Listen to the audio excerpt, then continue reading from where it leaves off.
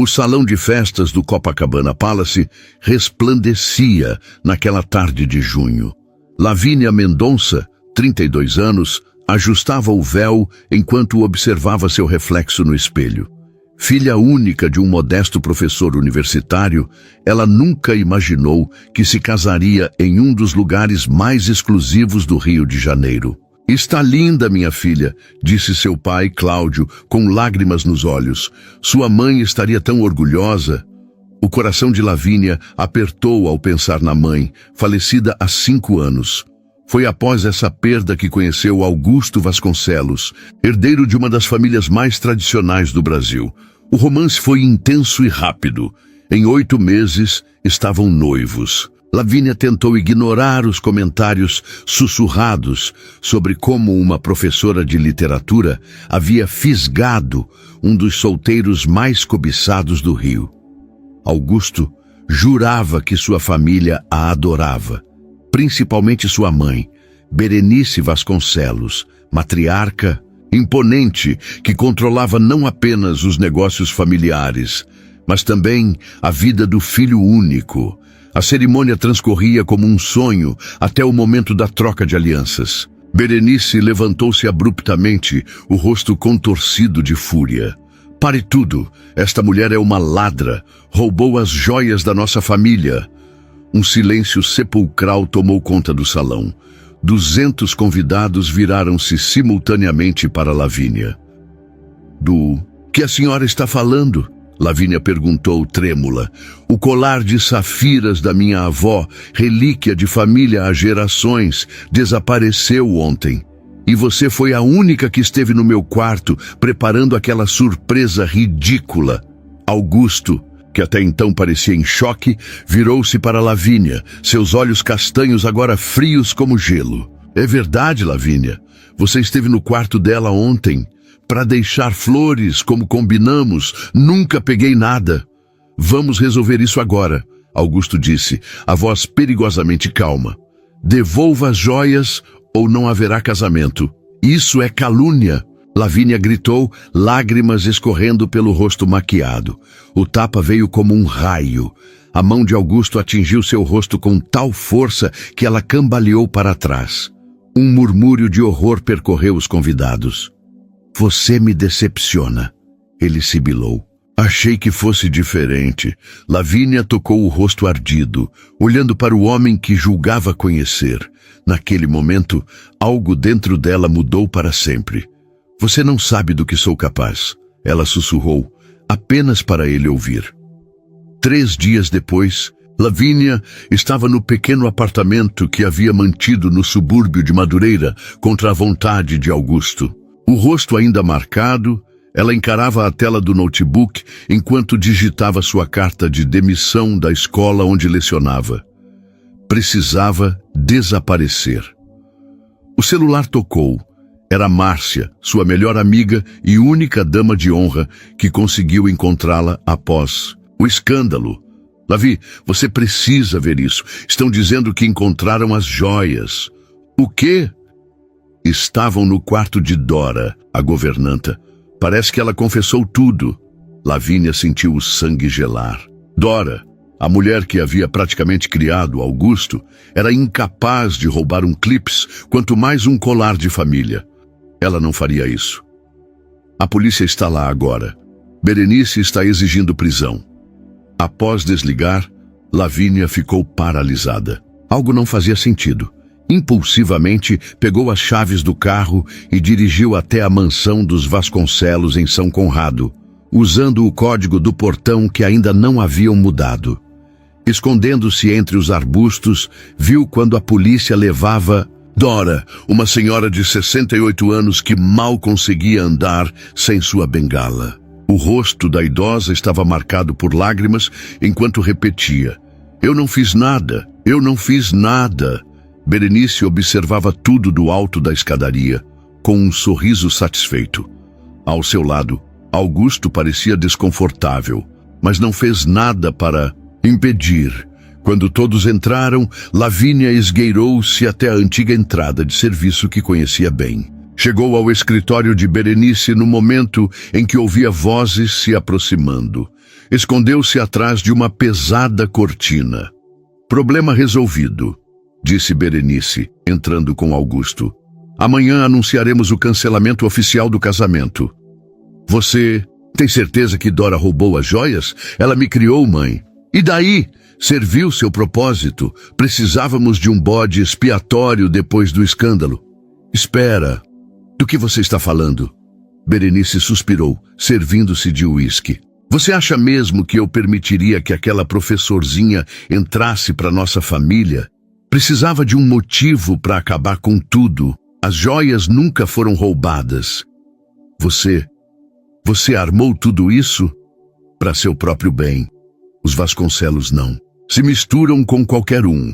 E você me agradecerá quando estiver casado com Isabela Montenegro, cujo pai possui metade do agronegócio de Mato Grosso.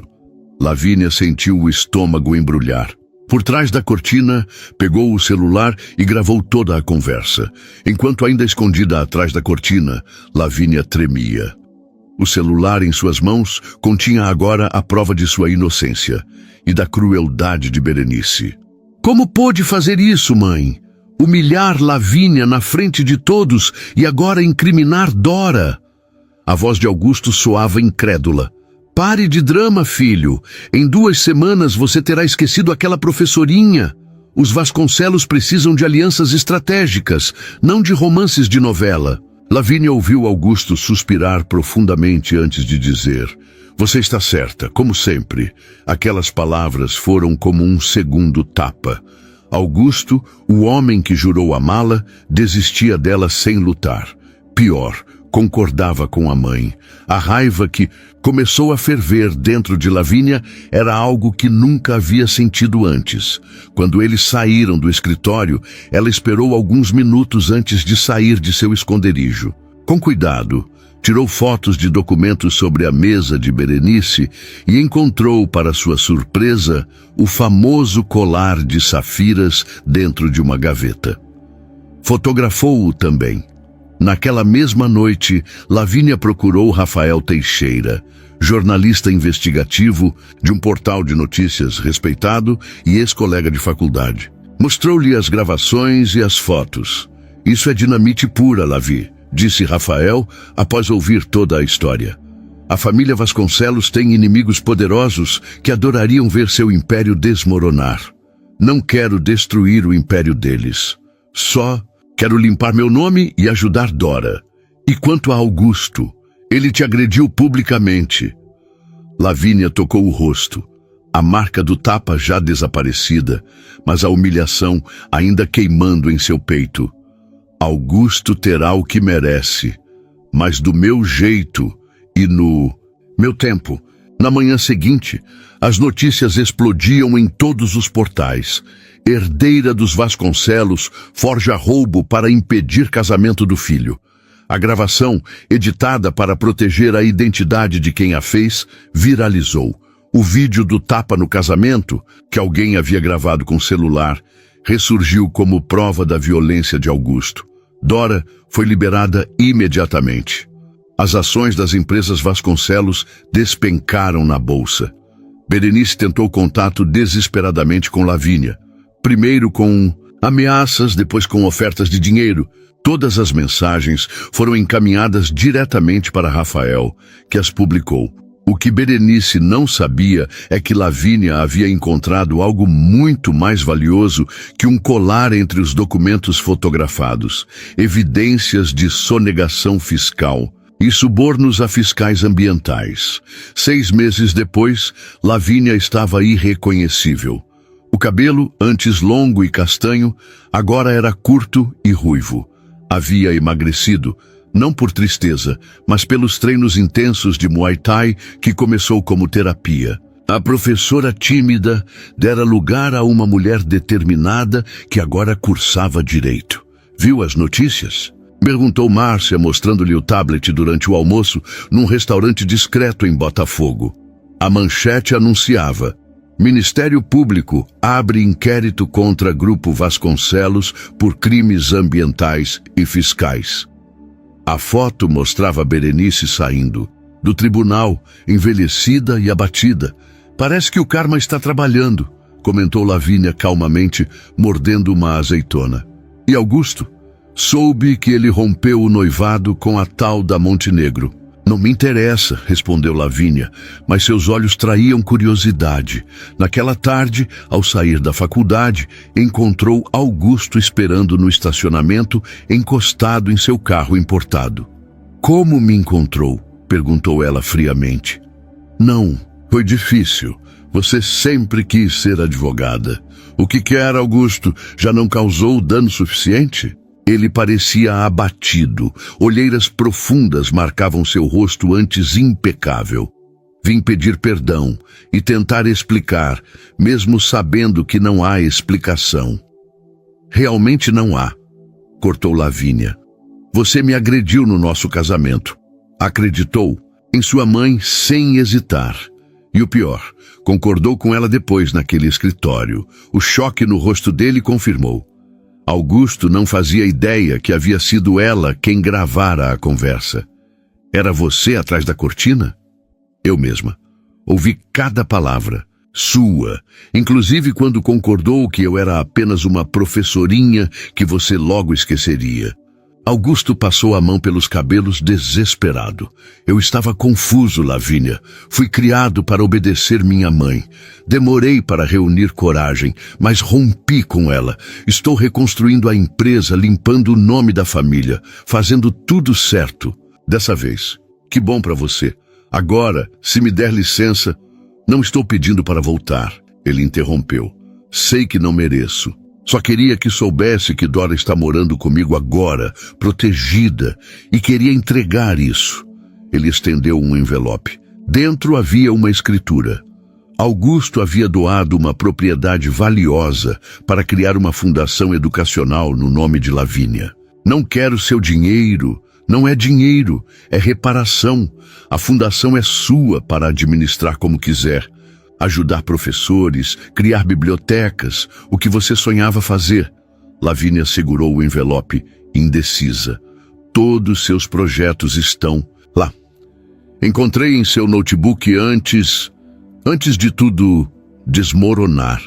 Ela sentiu lágrimas nos olhos, não de tristeza, mas de uma estranha sensação de fechamento de ciclo. Aceito a fundação, não por você, mas pelo bem que pode fazer. Augusto assentiu, olhos marejados. Quando ele se virou para ir embora, Lavínia acrescentou: E Augusto, espero que aprenda a ser seu próprio homem. 2 anos se passaram desde o confronto no estacionamento.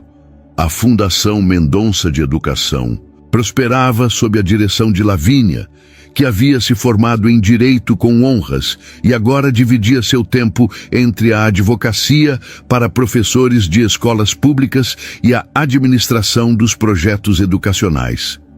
Numa tarde chuvosa de setembro, enquanto organizava documentos em seu escritório no centro do Rio, sua assistente anunciou uma visita inesperada.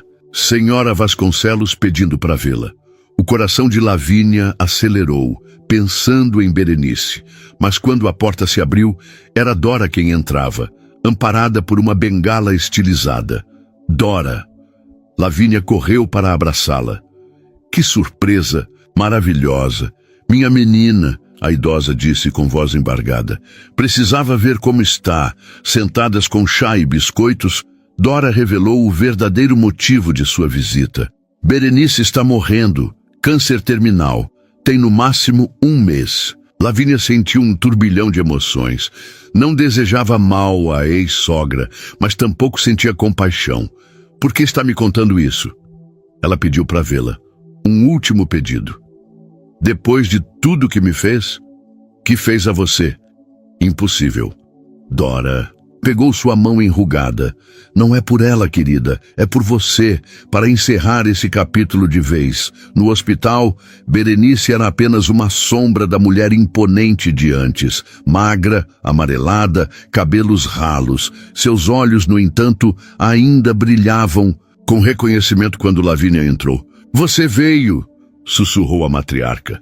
Não por você, respondeu Lavínia, sentando-se a uma distância segura. Mereço isso. Mereço tudo o que aconteceu. Berenice fez uma pausa para respirar com dificuldade. Arruinei a vida do meu filho e a sua. O que você quer, Berenice? Perdão? Não posso dar isso. A moribunda balançou a cabeça. Quero confessar. O colar nunca existiu. Era uma réplica barata. Vendi o original há décadas para salvar as empresas da falência e nunca contei ao meu marido. Lavínia encarou-a atônita. Todo aquele escândalo. Por uma mentira? Por orgulho. Não podia admitir que havia perdido a relíquia de família. Quando você apareceu, vi a oportunidade perfeita para explicar seu desaparecimento e ainda separar vocês. Nesse momento, a porta do quarto se abriu. Augusto entrou, parando abruptamente ao ver Lavínia. "O que está acontecendo aqui?" perguntou ele. "Sua mãe está me contando a verdade, finalmente", respondeu Lavínia com frieza. Berenice estendeu as mãos trêmulas para o filho. "Preciso confessar algo a você também. Seu pai nunca morreu naquele acidente. Nós nos separamos. Ele vive no interior do Paraná há 20 anos. Tem outra família." Augusto cambaleou como se tivesse recebido um golpe físico. "Mais mentiras? Fiz luto por alguém que está vivo. Ele quis te levar. Eu não podia permitir. Você era meu único herdeiro." Lavínia observou a dor no rosto de Augusto, uma dor que conhecia bem, a de descobrir que sua vida inteira fora construída sobre mentiras. "Por que agora?" ele perguntou, a voz rouca. "Porque estou morrendo, e quero ao menos uma coisa verdadeira antes de ir." O enterro de Berenice Vasconcelos foi discreto, apenas uma semana depois. Lavínia decidiu comparecer, não por respeito à falecida, mas como testemunha do encerramento daquele capítulo doloroso. Observou de longe enquanto Augusto, sóbrio num terno preto, recebia condolências mecânicas de pessoas que, ela sabia, já estavam calculando como se beneficiar da nova configuração de poder. O Império Vasconcelos, embora abalado pelos escândalos, ainda era uma força considerável no mercado. "Obrigado por vir", disse Augusto, aproximando-se dela após a cerimônia. "Não vim por ela", respondeu Lavínia. "Vim para ter certeza que essa história acabou." Ele assentiu, olhos vermelhos de quem não dormia há dias. "Encontrei meu pai. Ele tem 2 filhos, meus meio-irmãos. Como se sente sobre isso?" Perdido, furioso, aliviado, tudo ao mesmo tempo. Um silêncio desconfortável pairou entre eles, preenchido por memórias do que poderiam ter sido. "A fundação está indo bem", Lavínia comentou finalmente. "Abrimos 3 bibliotecas comunitárias no último semestre." Um leve sorriso apareceu no rosto cansado de Augusto. "Vi a reportagem. Estou orgulhoso do que você construiu. Construí das cinzas que vocês deixaram. Não se esqueça disso." Ele baixou os olhos. "Nunca esquecerei. O que fiz com você naquele altar é meu maior arrependimento." Lavínia respirou fundo. O tapa doeu, mas sua falta de confiança destruiu tudo. Nesse momento, um homem de meia idade se aproximou, a versão mais velha de Augusto. "Filho, precisamos ir." Lavínia reconheceu imediatamente o pai de Augusto, que agora a olhava com curiosidade. "Você deve ser Lavínia. Meu filho me contou tudo. Senhor Vasconcelos, é surpreendente conhecê-lo. Eduardo, por favor, não uso mais esse sobrenome. Sou Eduardo Monteiro agora." Houve uma despedida breve e constrangedora. Quando Lavínia virou-se para ir embora, Augusto chamou-a uma última vez. "Depois que organizarmos o espólio, pretendo vender tudo e recomeçar longe daqui, talvez no exterior." "Boa sorte", respondeu ela sinceramente. "Você nunca mais pensou?" Ele hesitou. "Em nós?" Lavínia olhou diretamente nos olhos que um dia amou tanto. "Não existe mais nós, Augusto. Existem apenas as lições que tiramos daquele desastre." Semanas depois, Lavínia recebeu uma notificação. Augusto havia transferido todas suas ações remanescentes nas empresas Vasconcelos para a Fundação Mendonça, com uma única condição: que ela usasse os recursos para criar um programa de proteção a vítimas de violência doméstica. 5 anos depois, uma Lavínia renovada subia ao palco para receber o Prêmio Nacional de Direitos Humanos. Aos 39 anos, ela havia transformado a dor em propósito. A Fundação Mendonça agora mantinha uma rede de abrigos para mulheres em situação de violência e um programa de reinserção no mercado de trabalho que se tornara modelo nacional. Dedicamos este prêmio a todas as mulheres que tiveram coragem de recomeçar, disse ela ao microfone, aplaudida de pé pela plateia que incluía autoridades, ex-alunas e ativistas. Após a cerimônia, enquanto comemorava com sua equipe em um restaurante elegante, Márcia, agora diretora executiva da fundação, entregou-lhe um envelope. Chegou hoje, de Lisboa. Dentro havia um recorte de jornal sobre uma pequena vinícola portuguesa que ganhara um prêmio de sustentabilidade. Na foto, um Augusto mais velho e sereno ao lado de sua esposa portuguesa e 2 crianças pequenas. Um bilhete acompanhava o recorte: finalmente aprendi a ser meu próprio homem. Obrigado por essa lição, entre tantas outras. Espero que tenha encontrado a paz que merece. Lavínia sorriu, dobrando cuidadosamente o papel. O universo tinha formas curiosas de distribuir suas lições. Tudo bem? Perguntou Márcia. Melhor impossível, respondeu sinceramente. Na manhã seguinte, Lavínia acordou cedo em seu apartamento com vista para o mar em Ipanema.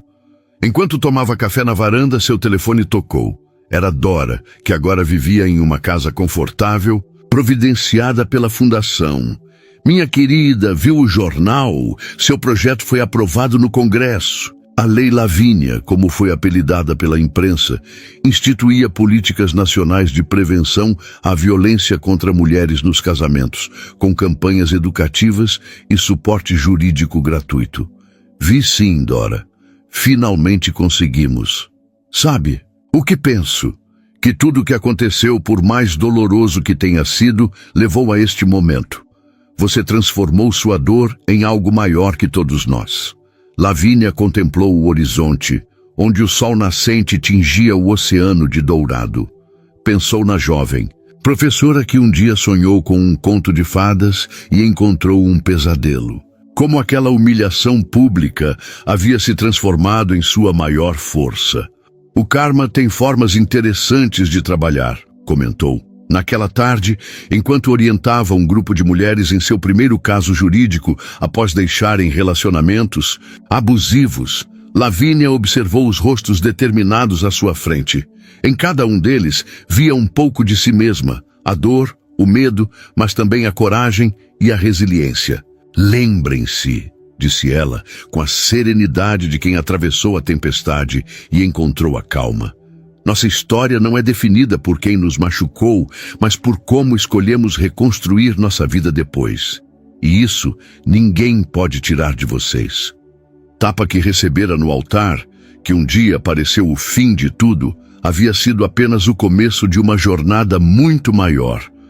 Uma jornada que agora beneficiava milhares de mulheres pelo Brasil. O verdadeiro casamento que Lavínia celebrava agora era com sua própria força interior, um vínculo que nenhuma traição poderia romper.